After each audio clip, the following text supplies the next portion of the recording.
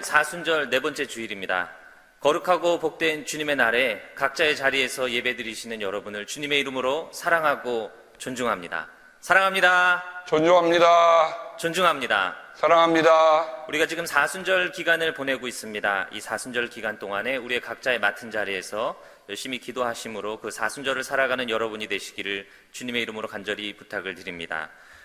우한 코로나 바이러스로 인하여서 우리가 예배 모이는 것과 많은 어려움들이 있습니다. 여러분 그것을 기도로 이겨내는 여러분 되시기를 바라며 교회에서 드리는 안내는 교회 홈페이지와 전체 메일을 통하여서 여러분들에게 알려드리고 있습니다. 교회 소식에 더욱더 귀 기울여 주시기를 부탁을 드리고 메일을 받지 못하시는 분들이나 이메일을 받기를 원하시는 분들은 김정두 부목사에게 텍스트를 통하여서 이름과 이메일 주소를 보내주시기를 부탁을 드립니다. 이제 다 같이 찬송하며 오늘의 예배를 시작합니다.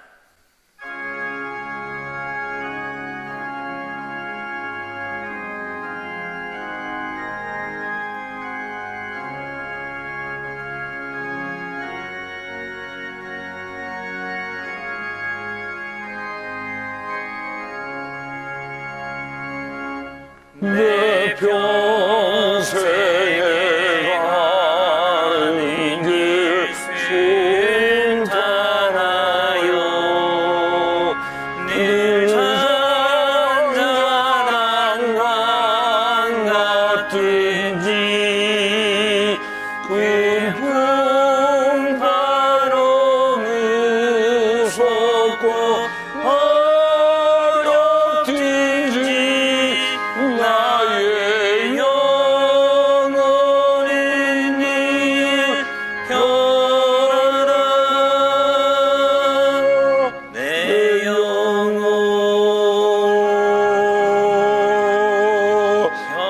평안해. 내 영혼 평안해.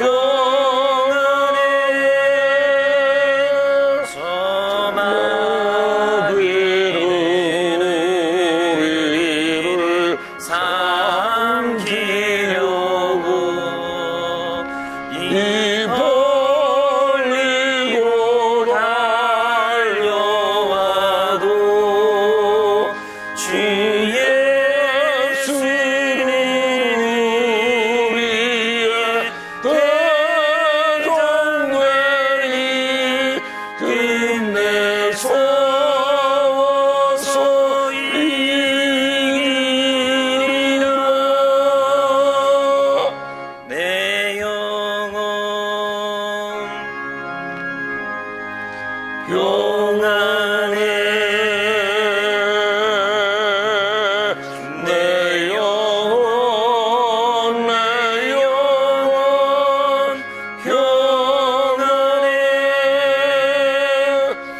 내 지은 죄 주홍빛 같더라도 주 예수께 바라며 그 십자가 비로소 다시 씻어 있는 원하도 전하리라. 내 내 영혼 평안해. 내 영혼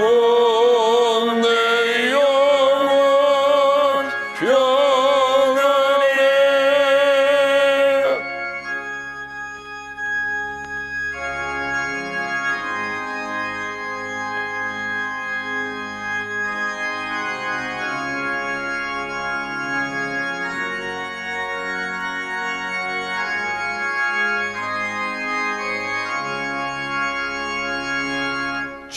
조공 중에 구름이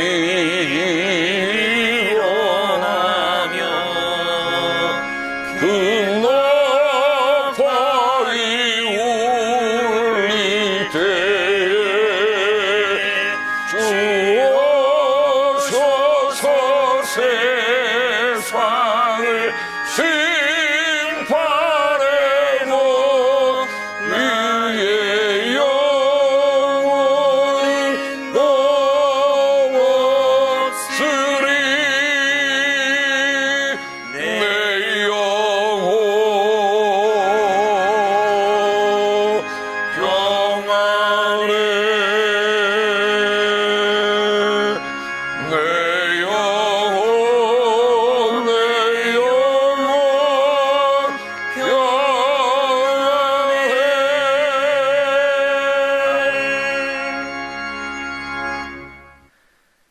주님은 나의 목자시니 내게 부족함 없어라. 나를 푸른 풀밭에 누이시며 쉴 만한 물가로 인도하신다. 나에게 다시 새 힘을 주시고 당신의 이름을 위하여 바른 길로 나를 인도하신다. 내가 비록 죽음의 그늘 골짜기로 다닐지라도 주님께서 나와 함께 계시고 주님의 막대기와 지팡이로 나를 보살펴 주시니 내게는 두려움이 없습니다. 내 원수들이 보는 앞에서 내게 잔치상을 차려주시고 내 머리에 기름 부어 주시니 내 잔이 넘칩니다. 주님의 선하심과 인자하심이 내가 사는 날 동안 나를 따르리니 나는 주님의 집으로 돌아가 영원히 그곳에서 살겠습니다. 아멘. 사도신경으로 우리의 신앙을 고백합니다.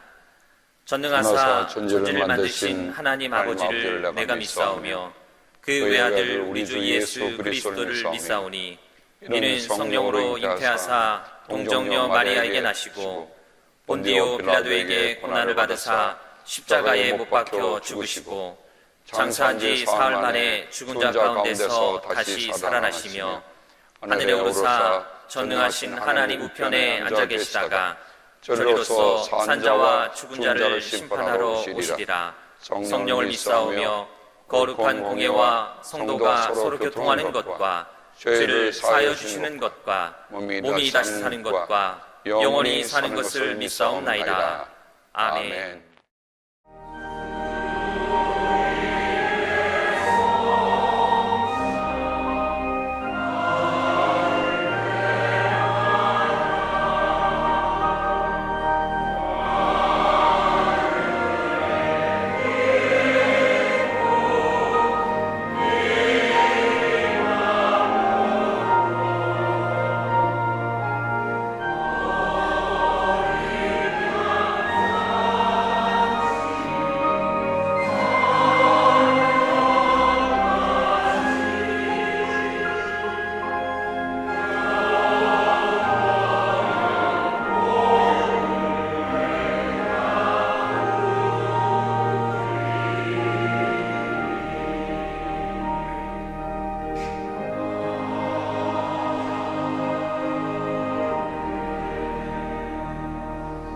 사랑의 하나님, 그리스도를 기다리며 온통 혼란 속에 있는 이 세상 속에서 주님이 우리를 사랑하시되 끝까지 그 사랑하신 그 사랑을 기억하며 우리가 함께 주님의 성찬의 앞에 모였습니다. 사랑의 주님, 우리가 이 성찬을 통하여 주님을 기억하듯 주님께서 우리를 또한 기억하여 주심을 믿사오니 하나님, 온 가정 위에 또한 이 예배를 드리고 있는 우리들 모두 위에 그리고 신음하는 온 세계 위에 주님의 은혜와 평화가 함께하여 주시옵소서. 고마우신 예수님의 이름으로 감사하며 기도합니다. 아멘.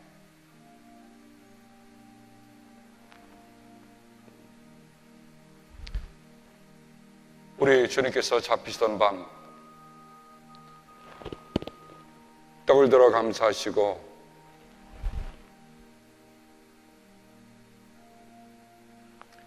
떼어주시며 말씀하셨습니다.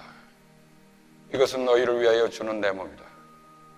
그러므로 이것을 향하여 나를 기억하여라.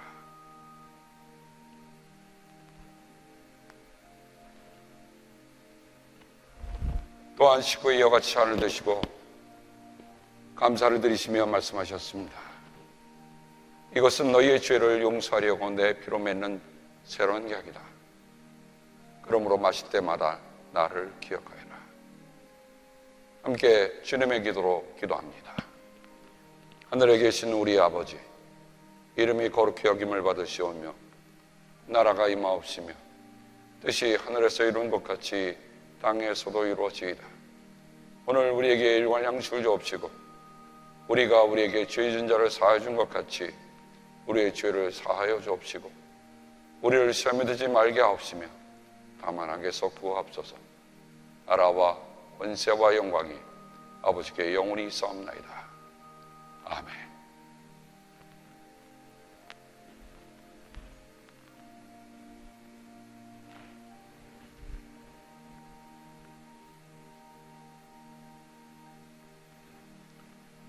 그리스도의 몸입니다.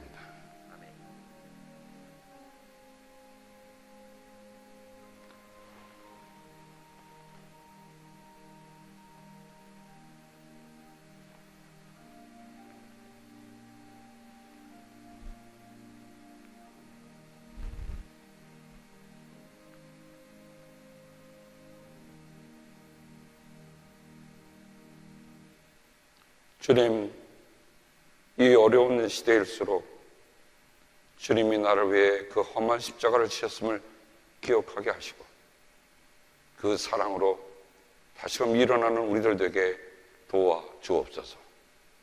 감사하며 예수님의 이름으로 기도합니다. 아멘. 사랑과 은혜가 풍성하신 하나님 아버지께 찬양과 감사를 드립니다. 수많은 환난과 어려움이 있는 이 세상에 날마다 우리를 도우시며 인도하시는 하나님 아버지, 오늘 주의 날을 맞이하여 저희들을 주님의 집으로 인도하심을 감사드립니다. 지금 지구촌에는 코로나 바이러스로 인하여 큰 고통을 앓고 있사옵니다. 인명, 재산의 손실은 물론 우리 삶 자체가 송두리째 흔들리고 있는 실정입니다. 주님 도와주시옵소서. 이 난국을 빨리 헤쳐나갈 수 있도록 저희들에게 지혜와 능력을 주시옵소서. 울부짖는 저희들의 기도 소리에 응답하여 주시옵소서. 이 어려운 시기에 저희들에게 참된 소망을 허락하사 실망 중에도 낙담하지 않게 하시며 시련에서 이기고 고난에서 견디고 환난에서 인내로 극복하는 강한 믿음을 부어 주시옵소서.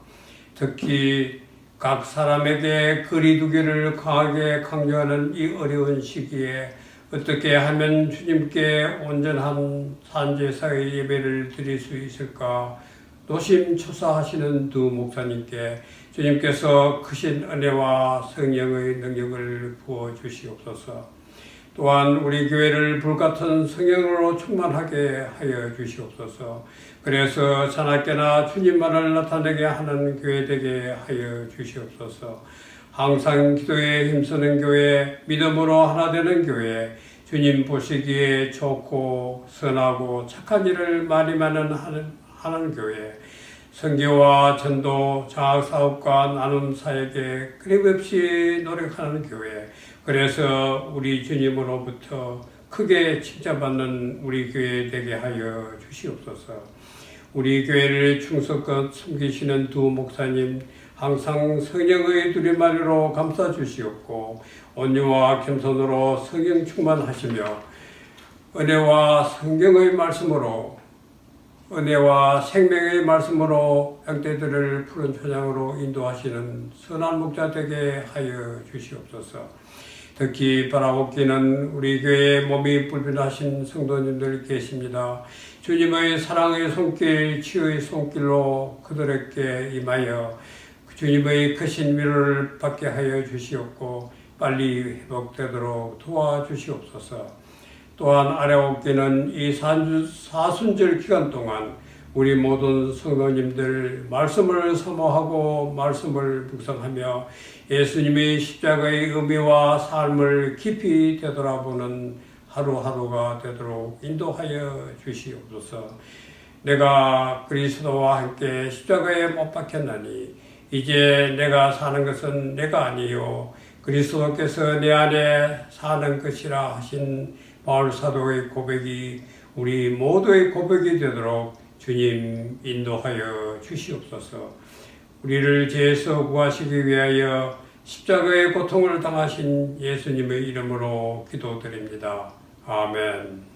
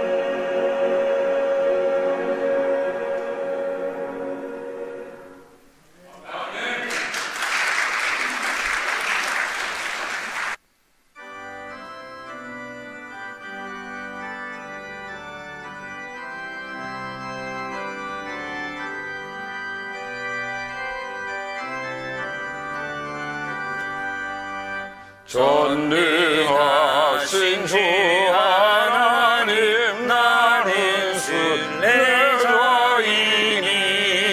나는 심히 연약해도 주님 당하옵니다.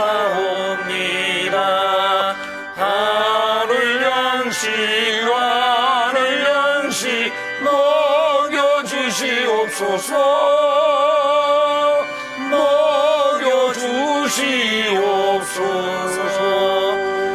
수정 같은 생명수를 마시도록 하시며 불과 구름 기둥으로 나를 인도하소서. 나의 주여 힘과 방패 되소서. 힘과 방패 되소서.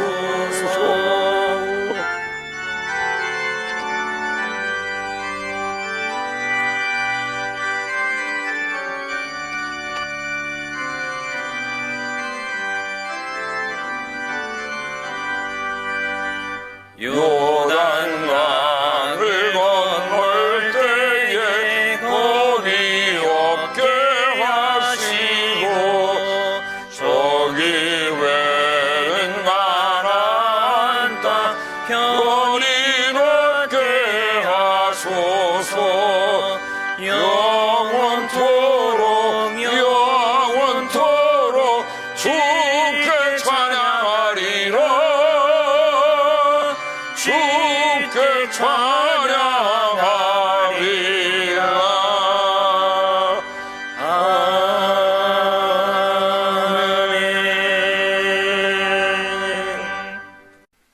오늘 우리에게 주시는 하나님의 귀한 말씀은 사도행전 27장 20절에서 25절까지의 말씀입니다. 사도행전 27장 20절에서 25절까지의 말씀을 제가 봉독해 드리겠습니다. 여러 날 동안 해도 별도 보이지 않고 거센 바람만이 심하게 불었으므로 우리는 살아남으리라는 희망을 점점 잃었다. 사람들은 오랫동안 아무것도 먹지 못하고 있었다. 그때에 바울이 이렇게 말하였다. 여러분은 내 말을 듣고 크레타에서 출항하지 않았어야 했습니다. 그랬으면 이런 재난과 손실은 당하지 않았을 것입니다. 그러나 이제 나는 여러분에게 권합니다. 기운을 내십시오. 이 배만 잃을 뿐 여러분 가운데 한 사람도 목숨을 잃지는 않을 것입니다. 바로 지난밤에 나의 주님이시요 내가 섬기시는 분이신 하나님의 천사가 내 곁에 서서 바울아 두려워하지 말아라. 너는 반드시 황제 앞에 서야 한다. 보아라, 하나님께서는 너와 함께 타고 가는 모든 사람의 안전을 너에게 맡겨주셨다 하고 말씀하셨습니다. 그러므로 여러분 힘을 내십시오. 나는 하나님께서 나에게 말씀하신 그대로 되리라고 믿습니다. 우리에게 주시는 하나님의 귀한 말씀입니다. 이 시간 담임 목사님 나오셔서 14일간의 자가 격리의 레슨이라는 제목으로 말씀을 전해주실 때에 큰 은혜의 시간 되시기를 바랍니다. 저는 이곳에 개척을 처음 시작할 때도 그때 처음 모였을 때 실은 제가 제 아내하고 6살짜리 정인이하고 둘을 앞에 놓고 설교한다는 마음으로 첫 설교를 준비했던 때가 기억이 납니다. 근데 23년이 지나서 이런 일이 있으리라고는 저도 생각을 못했어요. 요즘 흔히 말하는 한 번도 경험하지 못한 일을 제가 오늘 경험합니다. 하지만 하나님의 말씀은 우리의 시대와 우리가 살아가는 모든 환경을 넘어서 여전히 변함없는 말씀이니까 그 말씀 의지하고 오늘 사랑하는 성도들에게 동영상을 통해서 이렇게 함께 말씀을 또 나눌 수 있게 돼서 감사를 드립니다. 말씀의 제목을 여러 가지 생각을 하다가 이런 제목으로 한번 해왔습니다. 우리가 보통 우한 폐렴이 걸렸다라고 하면 증상이 있다 그러면 14일 동안 격리하라고 합니다. 근데 놀랍게도 사도행전 27장에 보면 그 14일간 격리된 사람들의 얘기가 나옵니다. 그래서 저는 오늘 말씀의 제목을 14일간 자가 격리의 레슨이라고 말씀의 제목을 잡아봤습니다. 말씀을 시작하면서 제가 늘 마음에 담고 사는 기도문 하나가 있습니다. 성 어거스틴이 한 기도입니다. 모든 것이 하나님께 달려있는 것처럼 기도하십시오. 모든 것이 당신에게 달려있는 것처럼 행동하십시오. 참 이게 어찌 보면 그 14일간 격리 동안에 우리가 해야 할 중요한 일이라 생각이 됩니다. 왜냐하면 우리가 14일 동안 격리되어 있다고 할 때 우리가 뭘 할 수 있겠는가라고 할 때 중요한 거 하나가 있구나. 기도다. 하나님께서 그 모든 것을 행하신다고 하는 그런 믿음을 가지고 기도하는 일들, 하나님 전 세계가 아파하고 있는데 하나님 도와주십시오 하는 그런 마음으로 기도하는 그 기도들이 우리 안에 있어야 됩니다. 그게 14일 동안 격리하는 동안에 우리 각 가정마다 있는 기도가 되기를 주님의 이름으로 당부합니다.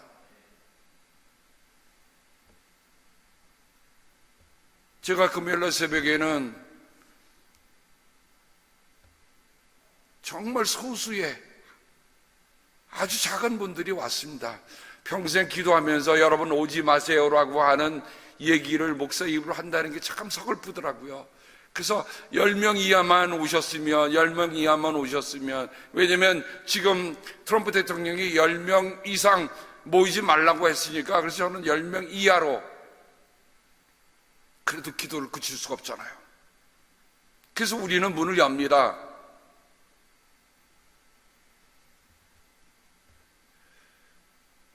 교회사에 보면 참으로 우리의 마음을 뜨겁게 해주는 스토리들이 참 많습니다.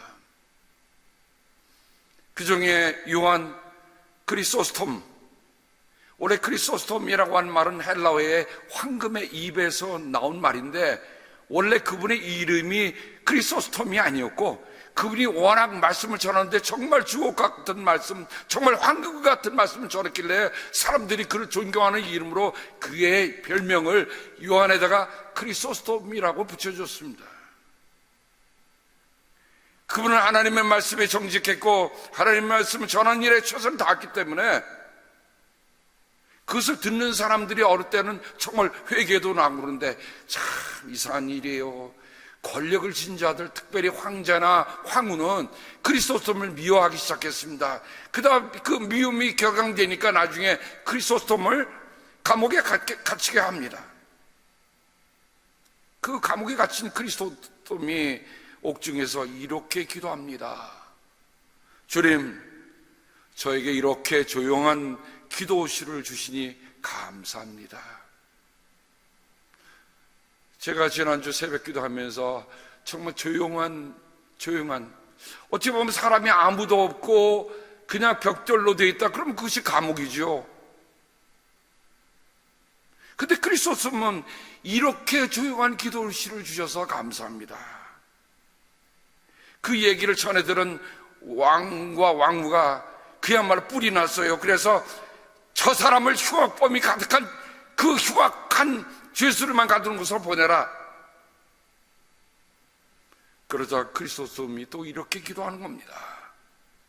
이 불쌍한 죄수들이 복음을 들을 수 있게 하시려고 저를 이곳에 파송하시니 주님 감사합니다. 우리 같으면 어떻겠어요? 흉악한 범죄자들이 있다 그러면 벌써 마음이 긴장이 되고 두려움이 생기고 아무것도 못할 것 같은데 오히려 크리스토스님은 그 불쌍한 영혼들을 향해서 기도했단 말입니다.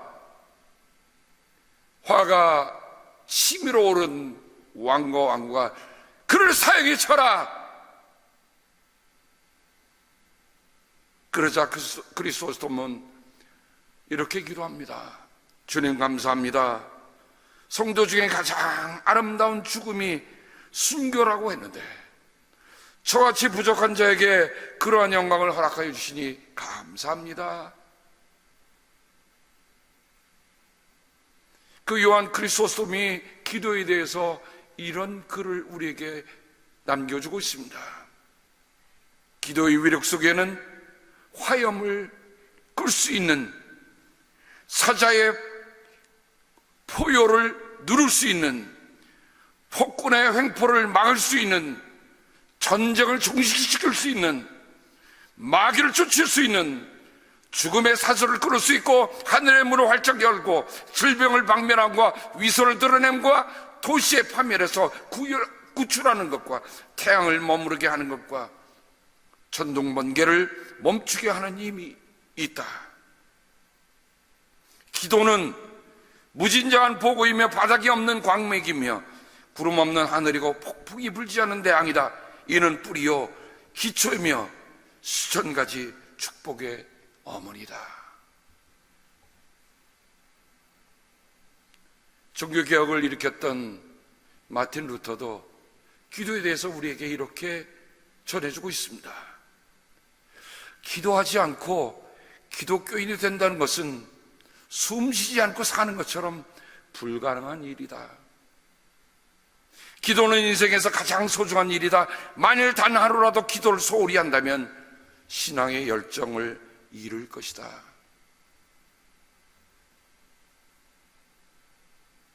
문학가였던 빅토르 위고가 기도에 대해서 이런 말을 우리에게 전해줍니다. 항상 기도하는 사람들은 한 번도 기도해보지 없는 사람들에게 필요한 사람이다. 우리가 항상 기도하는 이유가 뭐라고요?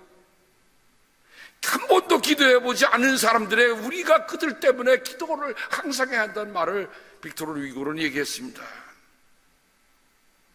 그런 사람들이 살아가면서 인생이 겪는 세 가지 투쟁, 세 가지 싸움이 있다라고 얘기합니다. 첫째는 자연과의 투쟁입니다. 둘째는 타인과의 투쟁, 셋째는 자신과의 투쟁입니다. 자연의 투쟁이라고 하는 건 어떨까요? 네, 불가피합니다. 우리가 막으려고 막혀지는 게 아니더라고요. 그러니까 통제도 불능한 거예요. 우리가 지금 겪고 있는 일들이 어쩌면 우리 전에도 우리가 알지 못하지만 정말 숱하게 이 세계를 지나가고 말았을 것입니다. 그러면서 살아남은 사람들이 오늘까지 남아있는 거 아닙니까? 두 번째는 타인과의 투쟁입니다. 다른 사람과의 싸움, 그건 피할 수 있어요. 안 보면 되니까 통제가 가능합니다. 그러나 세 번째 싸움, 자신과의 싸움은 이거는 어쩌면 자연과의 싸움처럼 이건 불가피한 것일지도 모릅니다. 그러나 그 자연과의 투쟁에서 오는 것과 다른 거 있다고 한다면 자신과의 싸움은 통제할 수 있다는 거예요. 그것을 대표로 쓴 책이 바로 레 미저러블. 거기에 장발장은 결국 다른 사람과의 싸움이 아니라 자신과의 싸움을 끝없이 해나가면서 정말 하나님의 사람으로 산다는 게 뭘까라는 것을 그 작품을 통해서 우리에게 보여주고 있습니다. 얼마 전의 일이었습니다. 오리곤에 80대 노부부가 마켓을 보러 왔는데, 장을 보러 왔는데 이분들이 주차장에서 내리지 못하는 거예요. 80이 넘었으니까 아마 그들에게는 병력이 있고 그들에게는 건강상 문제가 있습니다. 그래서 자신들은 노약자라는 두려움 때문에 감히 그 차에서 내려서 마켓에 들어갈 생각을 엄두를 못 내고 있습니다. 그래서 그들은 두리번 냅니다. 뭘 두리번거렸을까요? 혹시 저 중에 어떤 사람이 내 대신 장을 봐줄까? 그다가 45분 동안 기다리다가 저기에 젊은 여인이 하나 오는 걸 봤어요. 그래서 그를 향해 소칫합니다. 여보세요. 할아버지, 할머니, 무슨 일이세요? 저희들 좀 도와주세요. 저희는 80이 넘은 노약자들인데 지금 마켓에 가서 손 씻는 것, 휴지를 사야 되는데 저기를 들어갈 수가 없어요. 좀 도와주세요. 그러면서 100불짜리를 나눠 내미는 거예요. 물론 그거 외에도 쇼핑몰에 쓰는 몇 가지를 써서 줬습니다. 20대 여인이 그 할아버지 할머니의 표정을 보면서 내가 이들을 도와야 되겠다는 마음으로 빨리 그 마켓 안에 들어가는데 아뿔싸 그 안에는 손세정제가 딱 2개 남았는데 자기 앞선 사람이 그 2개를 다 짚는 거예요. 밖에서 기다리는 그 할아버지 할머니가 생각이 났어요. 그래서 간절하게 부탁했습니다. 사실은 이건 제가 필요한 게 아니고 저기 바깥에서 기다리고 있는 할아버지 할머니가 있는데 그분들이 손세정제를 부탁했는데 하나만 주시면 안 되겠어요? 그러자 먼저 섰던 그 사람은 자기 하나 그리고 그 여인에게 하나를 건넸습니다. 어쩌면 이런 흉흉한 시대 속에서 정말 따뜻한 마음들을 가지고 있는 사람들이 있다. 어쩌면 사람들이 스스로 격리되고 있는 이 시간에 정말 우리가 진짜 사람으로 사는 게 뭘까? 진짜 하나님의 사람으로 사는 게 뭘까? 사람다운 사람으로 사는 게 뭘까? 라는 것들을 우리는 스스로 돌아봐야 합니다. 우한페림이 가져온 14일간의 자가격리, 성경에 저는 바울이 로마로 압송되어 가는 중에 겪는 14일간의 격리를 통해 격리의 레슨을 오늘 여러분과 함께 찾아보고자 합니다.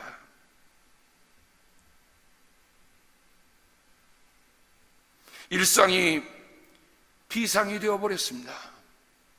서로 악수하고 서로 허거하고 같이 밥 먹고 같이 영화도 가고 같이 스포츠도 관람하던 일들이 음악 콘서트 가던 일들이 다 끊겼습니다. 일상적으로 하던 일들이 이제는 비상시가 되어버리고 말았습니다. 이런 때를 어떻게 우리가 살아갑니까? 어떤 이들은 이렇게 얘기합니다. 이제 이 사회 속에는 레밍, 스칸디나비아 들쥐들의 신드롬이 있다. 그런 패닉이 있다. 레밍 패닉이라고 하는 건 그냥 들쥐 하나가 뛰기 시작하면 다른 들쥐도 그냥 왜 따라가지도 못하고 떼지어서 가는 걸 얘기합니다. 지금 솔직히 휴지를 왜 사는지도 모르면서 남이 사니까 그걸 다 사가는 일들이 우리에게 있잖아요. 정말 우리가 필요해서 필요한 만큼 사갑니까? 아니면 남이 사가니까 그 진열대에 있는 걸 다 썰어 없어질 때까지 서로들 심지어는 흉기를 들고 싸움질했다는 얘기를 들으니까 참 오늘 사는 세대가 정말 이게 행복한 세대인가?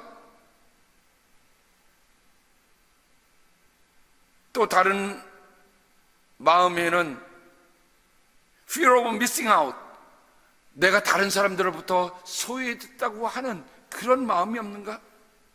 그래서 무분별한 터부가 돌아가고 그저 이상한 SNS가 돌아가고 배려 없는 이기심, 두려움에 감염된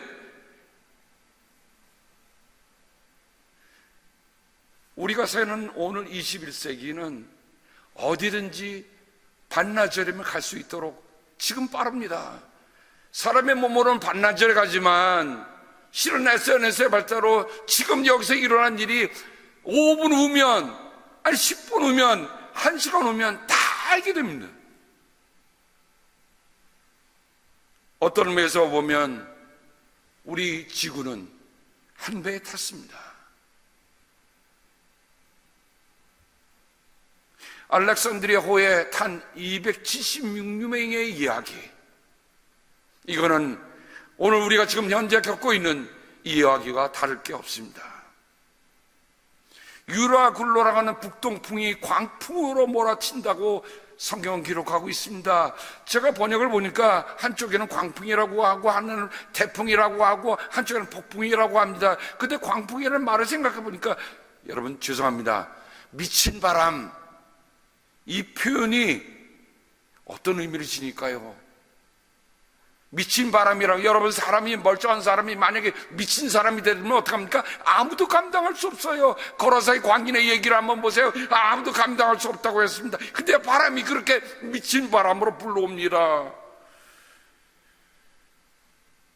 그 말은 뭐예요? 내가 아무리 배를 타면서 배 익숙한 뱃사람이라 할지라도, 유능한 갑판원이고 유능한 승작이라 할지라도 그것을 다룰 수 있는 게 아무것도 없다는 겁니다. 치솟는 파도의 크기가 큰 산처럼, 아니 더 크게 다가옵니다. 선체의 어느 부분에 자신을 꽉 묶고 두어야 파도에 휩쓸려가지 않습니다. 굉음이 나는데 비명소리가 그 속에 파묻혀버립니다. 모두가 체념과 절망 바이러스로 감정의 전염이 극에 달하고 있었습니다. 오늘 말씀에 보면 우리는 누굴까요? 바울과 함께 동역했던 누가였습니다. 누가는 남다른 의사였기 때문에 남다른 세밀한 감각으로 그날의 이야기를 오늘 우리에게 전해주고 있습니다. 우리는 폭풍에 몹시 시달리고 있었는데 몹시 시달렸다고 했습니다. 아무도 기운차릴 사람이 없다는 겁니다. 다음날 선원들은 짐을 바다에 내던졌고 사흘째 날에는 자기네들 손으로 배 장비 맞아 내버렸다고 했습니다. 여러분, 인생이라고 하는 것은 언젠가 우리가 지금 필요하던 모든 것들을 내던져야 할 때가 있어요.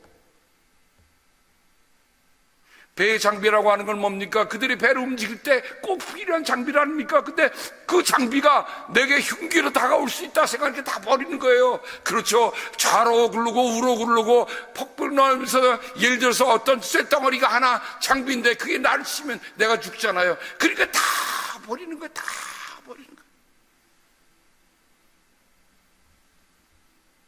요즘은 접촉하면 안 된다고 해서 이런 물건들 하나가 손대기가 참 꺼려지잖아요. 전에는 내게 필요하다고 생각했는데 이제는 끔찍해서 전부 다 물러가고 있습니다. 인생의 일들도 이와 다를 게 없습니다. 오늘 우리가 필요하지만 어느 순간에는 그 모든 것을 다 버려야 할 때가 온다는 것 잊지 마세요. 격리된 사람에게 필요한 게 뭘까? 전에 내가 좋다고 생각하는 거 다 갖고 갈 수 있던 거예요? 아니에요. 여러 해날 동안 별도 보이지 않고 거센 바람만이 심하게 불었으므로 우리는 살아남으려는 희망을 점점 잃었다. 희망을 점점 잃었다. 저는 이 말씀을 보면서 그런 생각이 들었어요. 이제는 막장이구나. 사람이 다른 거 다 잃어버린다 할지라도 희망을 지고 있으면 살아나는데 이제는 그들의 희망마저도 잃고 있다는 것입니다. 더욱이 사람들은 오랫동안 아무것도 먹지 못하였다. 먹지 못하면 우리가 어떤 어르신들이 혹은 어떤 사람들이 곡기가 끊어진다 그러면 어떡합니까? 곧 돌아가시겠구나 라고 얘기합니다. 그러니까 그들의 눈앞에는 이제는 뭐가 가까이에 다가옵니까? 죽음의 공포가 점점 다가오는 겁니다. 이게 그들이 격리되었던 초반의 얘기입니다. 아니, 중반까지도 그럴지도 모릅니다. 아니, 거의 끝나갈 때쯤 그랬을지도 모릅니다. 근데 그때 의연하게 일어난 한 사람이 있습니다. 우리가 잘 아는 사도 바울입니다. 사도 바울이 이렇게 얘기합니다. 여러분은 내 말을 듣고 크레타에서 출항하지 않았어야 했습니다. 선장과 선주는 누구 말을 더 들었습니까? 백부장은 누구의 말을 더 들었습니까? 선장과 선주의 말을 더 들었어요. 바울은 이때가 항해하면 위험하다고 얘기를 했습니다. 바울은 실제 경험을 통해서 그런 위험을 처한 적이 있었어요. 그래서 그는 강에서 피류하면서 바다에서 피류하면서 그가 구사일체로 살아났던 경험이 있기 때문에 그에게 간곡하게 얘기했지만 아무도 그런 귀담아 들어주지 않았습니다. 사랑하는 성도 여러분, 지금 여러분은 누구의 말에 귀를 기울이고 있습니까? 그런 말이 여러분의 마음속에 들어옵니까?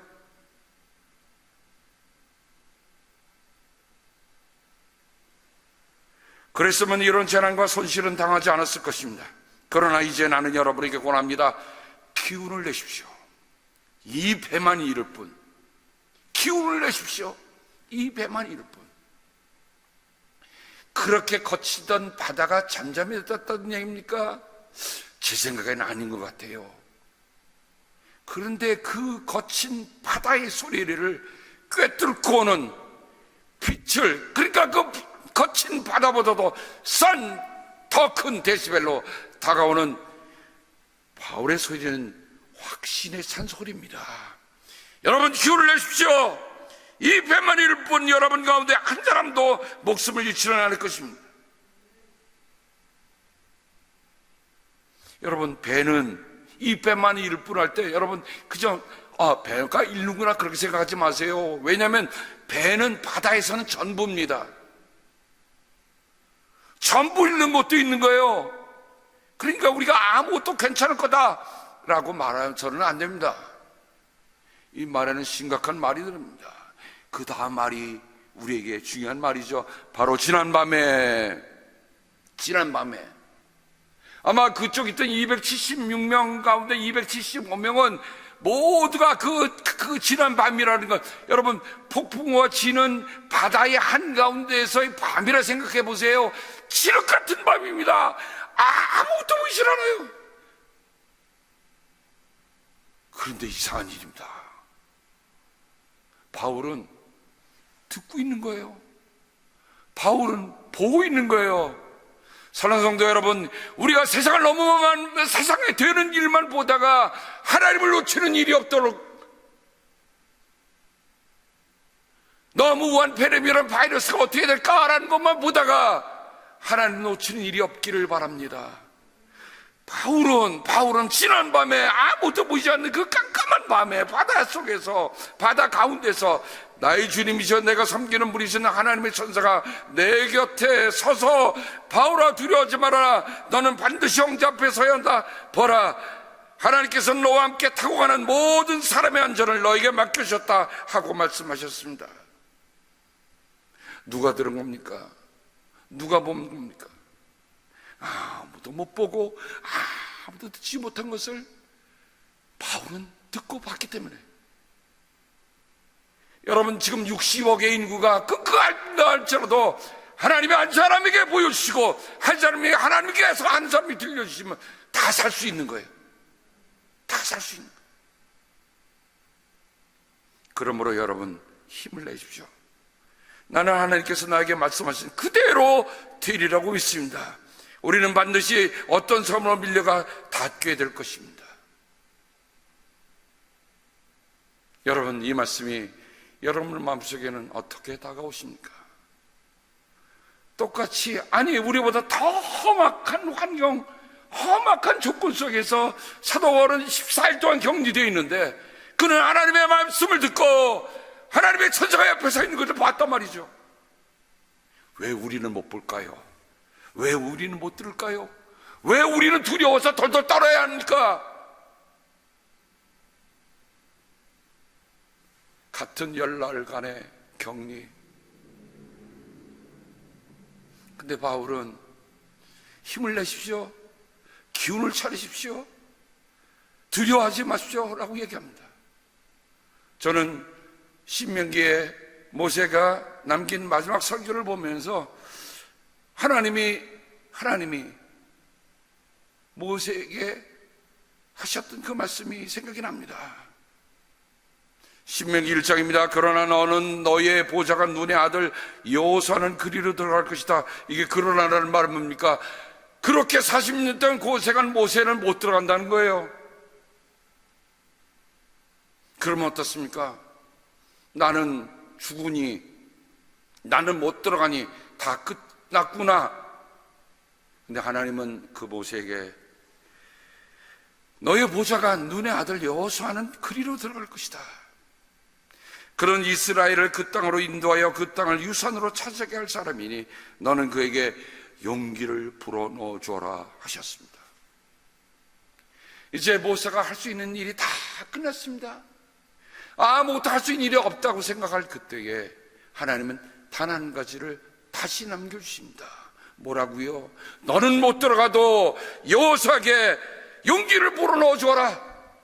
사랑하는 여러분, 우리가 다른 사람에게 용기를 불어넣어 준 일이 무슨 돈이 필요한 일입니까? 아니에요. 지금이라도 전화 한 통 들으세요. 우리 이런 때일수록 우리 함께 기도하고 용기를 내십시다. 여러분이 한 통의 전화를 하면 여러분은 바로 지금 모세와 같은 일을 하는 것입니다. 나이가 많아서 두렵습니까? 모세는 지금 120살입니다. 40년 동안 죽도록 고생하고 왔잖아요. 그런데 이제 그가 같이 살아왔던, 같이 지내왔던 40년을 그 광야에 같이 지난 여호수아에게 마지막 용기를 불어 넣어주라는 그 숙제를, 과제를 주님께서 주십니다. 사랑하는 성도 여러분, 여러분이 나이가 이제 지긋하게 드셨다고 할 때 주님께서 어떤 과제를 여러분에게 남겨주십니까? 용기를 꺾는 사람으로 사시겠습니까? 아니면 여전히 용기를 주시는 분으로 사시겠습니까? 남들이 다 두려워하니까 우리도 두려워하고 문 꼭꼭 걸어 잠그고 있자. 제가 나가보니까 두렵지만 사람들 잘 다니더라고요. 마켓도 많이 오고 사람들 많이 와요.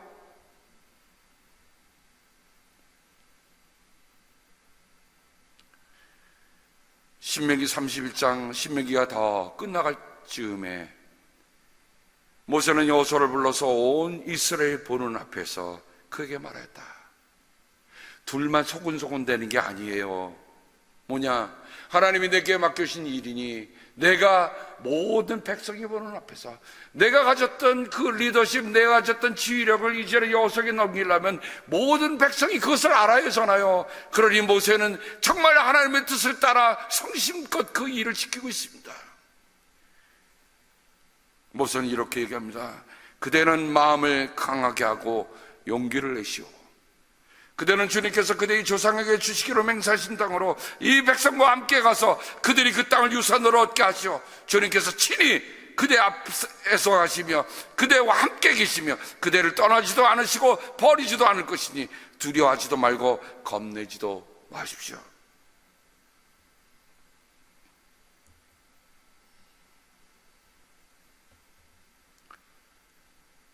그리고 신명기가 이제 끝나며 모세가 떠나는 그 자리에 주님께서 그 여호수아에게 직접 말씀하십니다. 너는 이스라엘 자손을 인도하여 내가 그들에게 약속한 땅으로 들어갈 것이니 마음을 강하게 먹고 용기를 내어라. 내가 너와 함께 있겠다. 아무것도 보이지 않고 아무것도 들을 수 없는 그 칠흑 같은 바다의 한 곳에서 사도 바울은 하나님과 교통하고 있었어요. 무엇하고 있었을까요? 네, 모든 사람이 아이고 나 죽겠다, 아이고 나 죽겠다, 이제 끝났구나 라고 하는 그 판국에 바울은 하나님을 향해서 기도하고 있었습니다. 하나님, 이 사태를 어떻게 합니까? 하나님은 어찌하시렵니까? 하나님 내게 답을 주십시오. 죽으라면 죽겠습니다. 내 한 몸뚱이 살고자고 하나님께 기도하는 게 아닙니다. 하나님의 뜻을 보여주시고 하나님의 뜻을 알려주십시오. 하나님이 275명이 신음소리 내는 그 가운데 한 명의 기도를 들으시고 그에게 주의 천사를 보내서 하나님의 메시지, 무슨 메시지입니까? 용기를 내어라. 두려워하지 말아라. 기운을 내어라. 저는 이 소리를 오늘 우리가 듣습니다. 사랑하는 성도 여러분, 격리 14일간이지만 그 14일간에 여러분이 있는 곳에서 그런 하나님의 음성을 듣고 그런 하나님의 임재함을 체험하는 귀한, 내 인생에 있어서 이처럼 더 위기의 순간에 이처럼 더 은혜로스러운 순간은 없었다 고백하고 나눌 수 있게 되기를 주님의 이름으로 간곡히 당부합니다. 기도하겠습니다.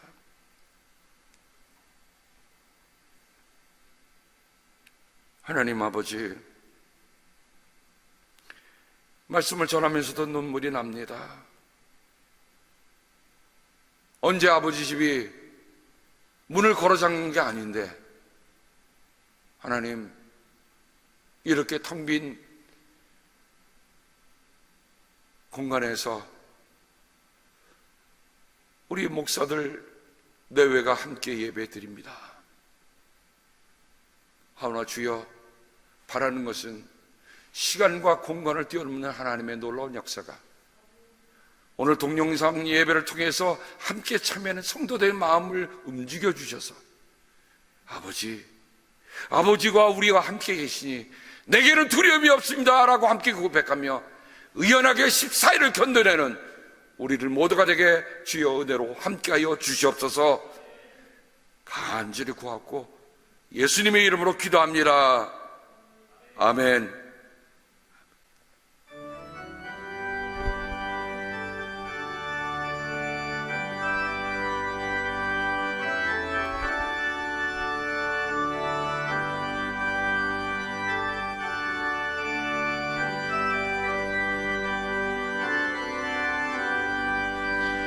대산을 넘어 한강에 가다 빛 가운데로 걸어가며 주께서 항상 지키시기로 약속한 말씀 변치 않되 하늘의 영광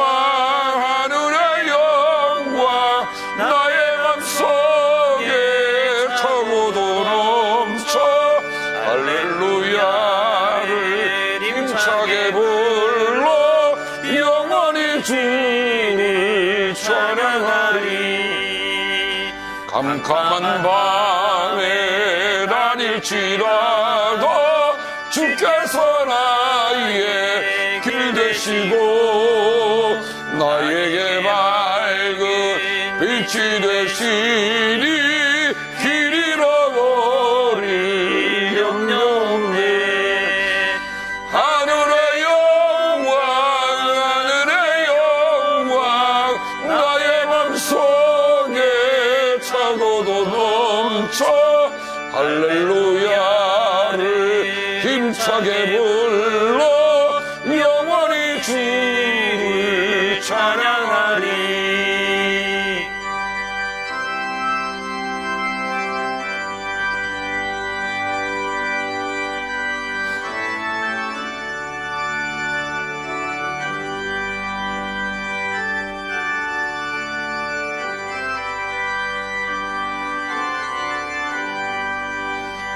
광명한 금인 마음에 마다 찬란한 선그 바라보고 할렐루야 나를 힘차게 불러 날마다 빛에 걸어가리. 하늘의 영광 나의 맘속에 차고도 넘쳐 할렐루야를 힘차게 불러 영원히 주를 찬양하리.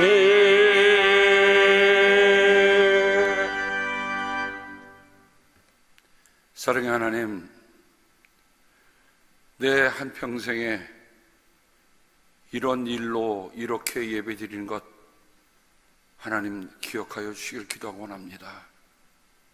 기도와 예배는 본질이지 해도 되고 안 해도 되는 일이 아닌 것, 하나님 그 광풍 속에서도 하나님께 기도하고 하나님을 찬미했던 바울을 보면서 아버지 하나님 14일간의 격리 동안에 하나님이 우리와 함께 계심에 대한 감사가 더 늘어나도록 주여 도와 주시옵소서. 하나님, 어느 땐가나 우리가 갖고 있는 모든 장비를 던져 버려야 할 때도 오기 전에 하나님, 하나님의 일을 위해서 우리가 정말 더 각별한 마음으로, 더 감사한 마음으로, 감사가 넘치는 우리를 모두가 되도록 인도하여 주시옵소서.